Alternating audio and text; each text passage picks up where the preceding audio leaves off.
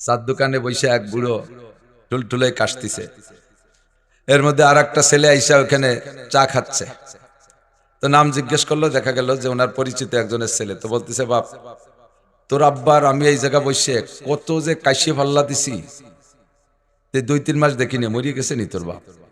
কয় না কাকা, মল্লি তো মাইকিং শুনতেন, জানাজায় যাইতেন। কয় যে দোকানে আসে না তো কোথায় থাকে? কয় বাড়ি থাকে।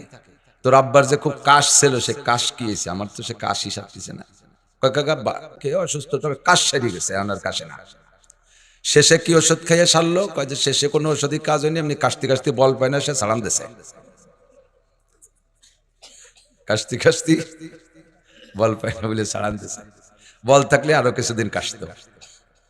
তো সময় হয়ে গেলে যখন বল থাকে না, এমনি কাশ ছেড়ে দিতে হয়, ঠিক না? সিংহের মতো শক্তি সাহস সব হয়ে গেছে গত, কোনো মতে আজ বেঁচে আসি ভাই খ্যাকশিয়ালের মতো।